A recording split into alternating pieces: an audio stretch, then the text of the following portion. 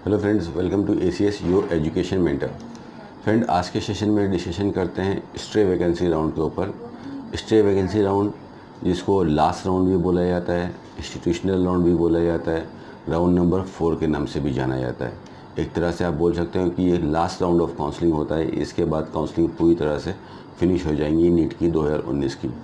तो अब ऑलमोस्ट काफ़ी स्टेट के मॉपअप राउंड भी ख़त्म हो चुके हैं और अल्टीमेटली स्टूडेंट मूव ऑन कर रहे हैं राउंड नंबर 4 की काउंसलिंग के लिए, जिसको स्ट्रे वैकेंसी राउंड के लिए जानते हैं, इसके नाम से जाना जाता है। तो आज के सेशन में इसी को एक्सप्लोर करेंगे, जानेंगे कुछ बेसिक सी बातें इसके बारे में, कैसे स्टूडेंट्स को पार्टिसिपेट करना है, कैसे टारगेट करना है और किस हिसाब से अपने इस काउंसलिंग को लेके आगे प्रोसीड करना है। तो स्ट्रे वैकेंसी राउंड, स्ट्रे जिसका हिंदी में अगर इसका सिनोनिम्स देखते हैं, पर्यायवाची देखते हैं, तो स्ट्रे का मतलब होता है जो छूट गया हो, जो भूल गया हो, यानी कि जिसको बोल रहे हैं भूला भटका। तो ये भूले भटके स्टूडेंट्स के लिए एक तरह का ये राउंड होता है, राउंड नंबर 4 होता है। इस राउंड को डायरेक्टली DGSS जो है, या आप उसको समझ लो कि MCC अपनी काउंसलिंग के अंदर नहीं करती। इस राउंड की काउंसलिंग इंस्टीट्यूट के लेवल पे होती है। जिस कॉलेज में आपको काउंसलिंग करनी है उस कॉलेज के लेवल पे होती है। तो दो टाइप की काउंसलिंग हो रही है, जैसा कि आप सभी लोग जानते हैं। एक सेंट्रल गवर्नमेंट की तरफ से हो रही है, MCC की वेबसाइट के ऊपर काउंसलिंग, जिस पे डीम्ड कॉलेज और ऑल इंडिया कोटा के कॉलेज थे, साथ में सेंट्रल यूनिवर्सिटी के BHU और AMU कॉलेज थे। बाकी on the other side state की काउंसलिंग हो रही है, जिसमें भारत के सभी स्टेट अपनी अपनी स्टेट की काउंसलिंग करा रहे हैं। तो ऐसे स्टेट, जैसे फर्स्ट ऑफ ऑल एग्जांपल ले लिए यूपी, उत्तर प्रदेश, इस स्टेट के पास NRI कोटा की सीटें नहीं हैं। तो यूपी के अंदर स्ट्रे वैकेंसी राउंड की कोई चीज़ नहीं होती। यूपी के अंदर राउंड नंबर 4 होता ही नहीं है। ऐसे स्टेट खास करके जिसके पास NRI कोटा है, जैसे आपका राजस्थान हो गया, कर्नाटका हो गया, गुजरात हो गया, ये सारे स्टेट आपके round number 4 stray vacancy round को कराएंगे। और साथ में हमारा सेंट्रल की भी स्ट्रे वैकेंसी राउंड की सीटें होंगी। इसमें क्या होता है कि जो ऑफिशियल वेबसाइट है, जैसे कि MCC की ऑफिशियल वेबसाइट है सेंट्रल काउंसलिंग के लिए, तो ऑफिशियल वेबसाइट के ऊपर आपको सारा मैट्रिक्स मिलेगा, सारा डाटा मिलेगा। वहाँ पे आप देख सकते हो कि स्ट्रे वैकेंसी राउंड में कौन से डीम्ड कॉलेज के अंदर कितनी सीट रिमेनिंग रह गई हैं NRI की, और अगर मैनेजमेंट यानी कि नॉर्मल सीट रह गई है तो कितनी सीटें रह गई हैं। ऐसे ही अगर आपका कॉलेज आपके किसी स्टेट के अंदर आता है, तो आप उस स्टेट की ऑफिशियल वेबसाइट्स पे चेक कर पाओगे कि इस स्टेट के कौन से मेडिकल कॉलेज के अंदर कितनी सीटें रह गई हैं। तो आपको उससे ये पता चल जाएगा कि सीट मैट्रिक्स क्या है, यानी कि नंबर ऑफ़ सीट्स रिमेनिंग अब क्या है। और उसको देखने के बाद जब आप एप्लीकेशन फॉर्म को फिल करते हो, तो आपको स्टेट की वेबसाइट पे, अभी तक आपने रजिस्ट्रेशन के फॉर्म को फिल किया था, लेकिन आपको स्टेट की वेबसाइट पे रजिस्ट्रेशन फॉर्म को फिल नहीं करना है। आप फॉर्म को फिल करोगे इंस्टीट्यूट की वेबसाइट पे। फॉर एग्ज़ाम्पल, आपने एक डीम्ड यूनिवर्सिटी देख ली, वो महाराष्ट्र का डीम्ड यूनिवर्सिटी है, पूना के अंदर वो कॉलेज है, तो आपको उस कॉलेज में काउंसलिंग करनी है। एक नाम ले लेते हैं, फॉर एग्ज़ाम्पल भारतीय विद्यापीठ का नाम ले लेते हैं। तो अब आप जो फॉर्म को फिल कर रहे हो, वो भारतीय विद्यापीठ की ऑफिशियल वेबसाइट पे जाके फॉर्म फिल करोगे, ना कि MCC की वेबसाइट पे फॉर्म फिल करोगे। वैसे कोई भी यूनिवर्सिटी हो, KMC मणिपाल का नाम ले लीजिए, तो KMC मणिपाल में आपको स्टे वैकेंसी राउंड करना है, तो KMC मणिपाल की ऑफिशियल वेबसाइट पे जाके आप फॉर्म को फिल करोगे, ना कि MCC की वेबसाइट पे फॉर्म को फिल करोगे। स्टे वैकेंसी राउंड में आप फ्री हो, आप एक से ज़्यादा फॉर्म फिल कर सकते हो। 2 कॉलेज के, 3 कॉलेज के, 4 कॉलेज के फॉर्म को फिल तो कर सकते हो, रूल तो ऐसा है। बट आपको देखना होता है कि हमको फिज़िकली उस कॉलेज में प्रेजेंट होना है। तो ऐसा तो पॉसिबल नहीं है कि एक ही डेट में हम 3 से 4 जगह पे फिट हो पाएँ। तो जिस कॉलेज में हमको सीट मिलने की सबसे ज़्यादा प्रोबेबिलिटी दिख रही है, उसी कॉलेज का फॉर्म आपको फिल करना है। तो यहाँ पे हमने एक चीज़ को नोटिस कर लिया, जो फॉर्म हमको फिल करना है वो कॉलेज की ऑफिशियल वेबसाइट पे फिल करना है, ना कि काउंसलिंग अथॉरिटी की वेबसाइट पे फॉर्म फिल करना है। जैसे कि आप सेंट्रल की जो डीम्ड यूनिवर्सिटीज़ है गवर्नमेंट की, BHU और AMU, बनारस हिंदू यूनिवर्सिटी और अलीगढ़ मुस्लिम यूनिवर्सिटी, इसमें एडमिशन लेना चाहते हो तो BHU की वेबसाइट पे आप जाके फॉर्म फिल करोगे, ना कि MCC की वेबसाइट पे। इसी तरह से आपके स्टेट्स में होंगे कि जिस भी कॉलेज में, राजस्थान का कॉलेज है, महाराष्ट्र का कॉलेज है, गुजरात का कॉलेज है, किसी भी स्टेट का कॉलेज है, तो आप उस कॉलेज की वेबसाइट पे जाके फॉर्म फिल करोगे। अब एग्जाम्पल ले लिए, इसमें नंबर ऑफ़ सीट्स कैसे देखी जाती हैं कि एक कॉलेज है, उसके पास 5 सीटें बची हैं, तो उसमें फॉर्म तो अनलिमिटेड बच्चा फिल कर सकता है, लेकिन वो काउंसलिंग करने के लिए अगर उसके पास 5 सीटें हैं तो वो 50 बच्चों को बुलाएगा अपने पास। एक सीट के ऊपर 10 बच्चों को कॉल जाती है। कॉल जाती है इसका मतलब ये नहीं कि आपको सिलेक्शन हो गया है, आपको बुलाया जाता है कि you are eligible for the counselling and you are invited to come in the college campus. तो एक सीट है तो एक सीट की एवज में 10 बच्चे रजिस्टर को कॉल जाया जाता है। तो 5 सीटें हैं तो 50 बच्चों को कॉल जाएगी। फिर 50 सीट बच्चों में से जो भी टॉप 5 बच्चे होंगे जिनका स्कोर सबसे टॉप प्रायोरिटी के बेसिस पे होगा, स्कोर के बेसिस पे आपको सीट मिलेगी, उनको ऑन द स्पॉट अलॉटमेंट मिल जाता है, सीट अलॉट हो जाती है और आपका एडमिशन वहीं से कॉलेज आपको अलॉटमेंट लेटर दे देता है और आप अपनी फीसें सबमिट करके अपना एडमिशन ले सकते हो। इसके बाद अगर आप सीट को कैंसिल करते हो तो आपको पूरे कोर्स के इंटायर कोर्स की फ़ीस देनी पड़ती है, बिकॉज स्टे वैकेंसी राउंड के बाद आप सीट को कैंसिल नहीं कर सकते हो।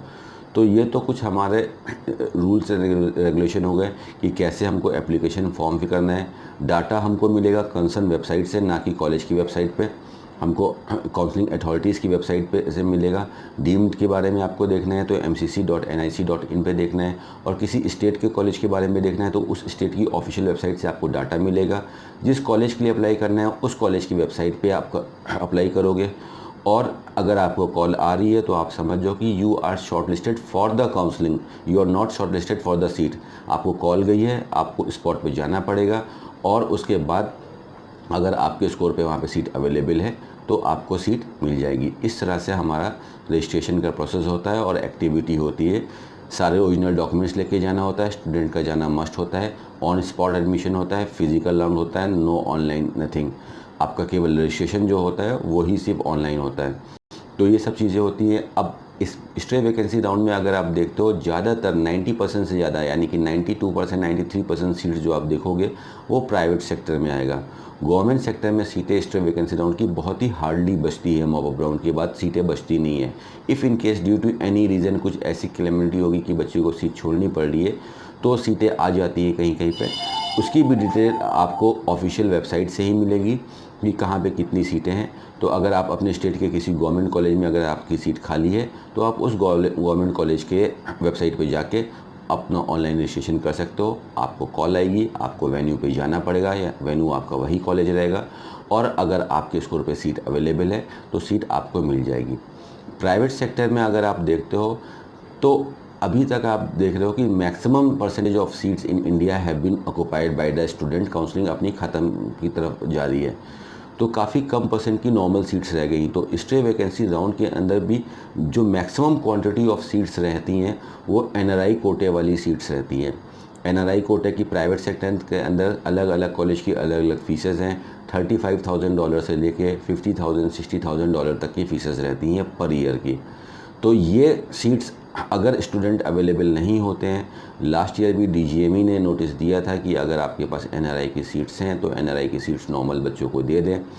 तो ये सीट्स आपको नॉर्मल जो स्टूडेंट होते हैं, जो एनआरआई स्टूडेंट नहीं है, नॉर्मल इंडियन स्टूडेंट्स हैं, एनआरआई की बची हुई सीटें उन इंडियन स्टूडेंट्स को मिल जाती है। बट यहाँ पे ज़्यादातर जो कॉलेजेस हैं नॉर्मल स्टूडेंट को सीट तो देते हैं, बट जो फीसेस जो चार्ज की जाती हैं वो हायर साइड वाली ही फीसेस चार्ज की जाती है, यानी कि जो एनआरआई की जो फीसेस होती हैं उसी के आसपास की फ़ीस इसको चार्ज किया जाता है।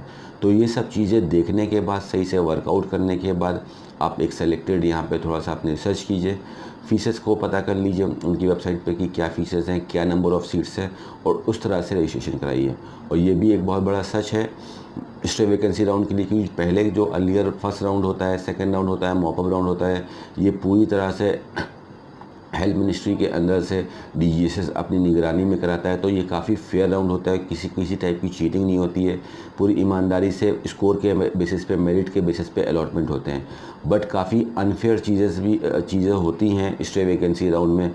काफ़ी प्राइवेट मेडिकल कॉलेज में इंडिया के अंदर लो स्कोर पे आप लोग देखते हो बच्चों को सीट मिलती है, वो इसीलिए मिलती है बिकॉज हायर कॉस्ट की सीट रहती है।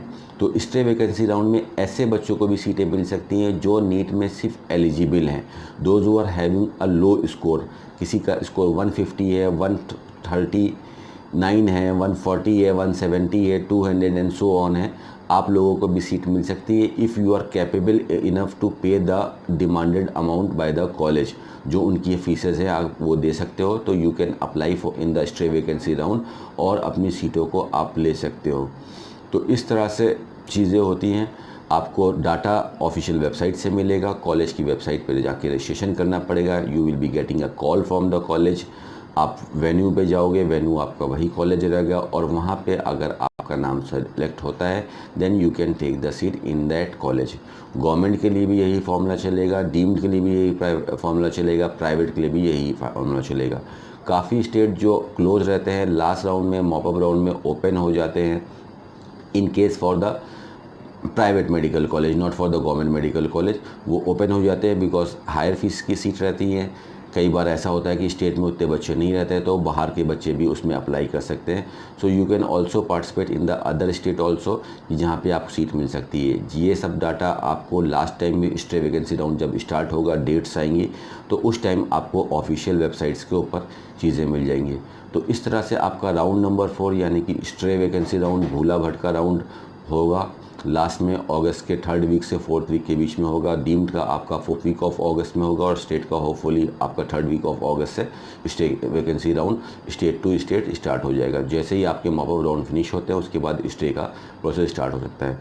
तो if you are like capable enough to pay the higher fees तो आपको लो स्कोर पे भी सीट मिलने की चांसेस रहती हैं। और इस समय भी इंडिया में काफ़ी स्टेट्स के अंदर, डीम्ड यूनिवर्सिटीज़ के अंदर भी डेंटल के अंदर खासकर बीडीएस की काफ़ी सीट्स अभी एम्प्टी हैं। तो अगर आपको एमबीबीएस का एडमिशन नहीं मिल पाया है, आपको फ़ीस की प्रॉब्लम आ रही है, then you can move toward the BDS courses. Dental में you can claim the seat on a very low score. If you are like only eligible in the NEET examination then you are welcome to take the admission in the dental program in lot of college of India, especially in the private medical college of India in the different states। तो अगर आप dental में भी admission लेने के लिए interested हैं, that is also a very good field. अगर आपके पास उसमें डेप्थ में नॉलेज है तो आप डेंटल में भी सीटें ले सकते हो easily in the mop up round and also after the mop up round you don't have to pay the higher fees over there is nothing like NRI quota in case of dental. NRI quota is only applicable in case for the MBBS program. तो इस तरह से stray vacancy round होगा दोस्तों। College का round होता है, college की वेबसाइट्स के ऊपर रजिस्ट्रेशन होता है, वेन्यू में फिजिकली आपको जाना पड़ता है और वहाँ पे आपका अलॉटमेंट होता है। तो all the very best students for the stray vacancy round. Do your counselling well and get the seat, and if you are not getting a seat you have a option to take the admission in the dental programme. Otherwise prepare well, come again, next year काफ़ी changes होने वाले हैं and in try your luck in the 2020। All the very best friends, thank you friends.